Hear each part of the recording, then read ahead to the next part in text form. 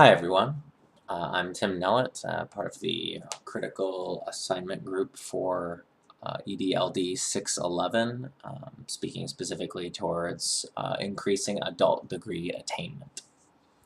My agenda for my section of this presentation is to talk about some of the different innovations around increasing adult degree attainment, some of the programs that have been implemented in the field or research that show how this phenomenon can be addressed, and also different data sources for kind of digging further into adult degree attainment that people can look into if they're interested.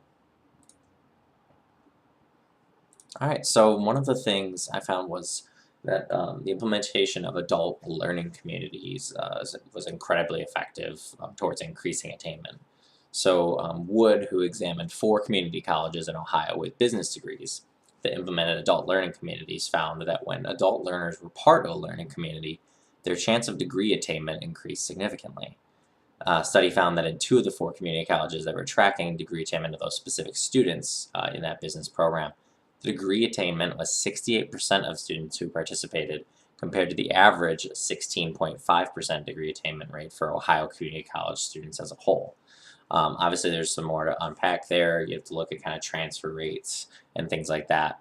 But just the comparison in the adult learners that were obtaining their degrees in those specific programs compared to just the regular degree attainment percentage of students in Ohio community colleges is really quite amazing.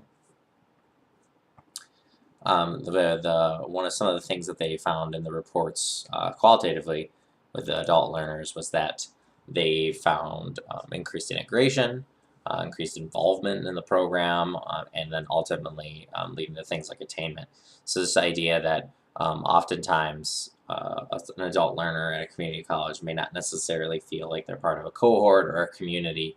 By incorporating these adult learning communities and kind of embedding them in the classroom, these adult learners were able to leverage and find community where they didn't expect to, in similar ways that we see with traditional students in residential living learning communities, and is regarded as kind of a high impact practice. So it's really interesting to see that play out. Just something to think about too when we're thinking about the importance of adult learner degree attainment. Just some quotes from this focus on workforce development and the need for an educated workforce. So when we think about the needs of the workforce and just having an educated society, adult learners also need to be considered as part of the process and part of the success there. So to see here that even if every single traditional student graduated from high school and all of them went to college, states would still fall short of our attainment goal of 60% of the population by 2025. And just essentially that adult learners need to be taken into consideration for this. Another innovative practice was examining the use of motivation as a way towards increasing persistence and ultimately degree attainment. So something that hadn't really been factored into the literature, the research before, particularly in adult learners, Roth, Lemos, and Goncalves in 2017 did a study of 188 Portuguese adult learners and found after developing their 4 kind of motivational profiles that adult learners typically possessed what they consider to be good quality motivation. And that they are exhibiting intrinsic motivation rather than extrinsic. So they're self-motivated, they're finding ways to kind of get them through their learning and the grappling with the knowledge and competency building that's not based around getting a grade or meeting some sort of specific objective that's not a part of their own kind of focus on content mastery. And looking at leveraging that motivation and making sure that adult learners are in an environment where they can thrive in that way.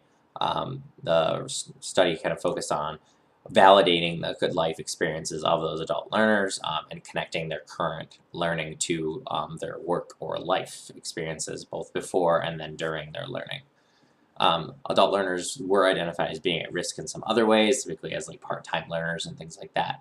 but their motivation and their focus on mastery of content makes them excellent students, and something to be kind of treated as an asset rather than a liability. Another thing to think about here is the importance of degree attainment, in the sense that the degree is often a placeholder or a complete replacement for proof of competency. So you don't know as an employer, when you're reviewing resumes or applications, exactly what kind of skills or knowledge or competencies that the potential employees bring to the table. You have no real proof of that. You have only kind of what you can go on. And part of what we use in our society to replace that, or stand in place for that, is a degree. Aside from just general specific technical competencies, you also see that a degree from a four-year university, typically one with rank and prestige, can kind of signify a lot of different things to potential employers. And so this focus on degree attainment is critical, because it's leading towards jobs, because that's your proof of that you have the competency you need to succeed and learn things on that job. So another innovation around adult degree attainment, this is a large-scale kind of Lumina report, Lumina Foundation report from 2007, was a couple different practices, is that help on the ground and help from above. So this is a combination of using programs specifically geared towards supporting adult learners, as well as providing additional administrative support. So just ensuring that when a school is really taking adult learners seriously and wanting to focus on their success, that they're kind of using a two-pronged approach with programs and admin, and not just one or the other. Another thing that was very important in the report was financial aid and credit attainment. So the prevailing assumption that adult learners may not necessarily need financial aid because they might have jobs or careers or have developed some wealth at that point, just not necessarily the case. But unfortunately, many adult learners are also not qualified for federal financial aid, which makes it difficult for not only persistence, but then degree attainment, just like financial aid and affording college is a big problem for traditional students as well. And then, of course, credit attainment. So just making sure that credits transfer, we're talking about prior learning assessments, things like that, ways that making sure that the credits that adult learners may have picked up in previous years and then return back to school, they find ways to leverage those towards that degree. And then last but not least, thinking specifically in four-year programs, the importance of part-time degree programs at those 4 years, varied programming, so like night and weekend options, and then things like certificates too. So in the sense that there are other than the standard traditional 4 years bachelor's degree options at those larger four-year college and universities that adult learners can take advantage of.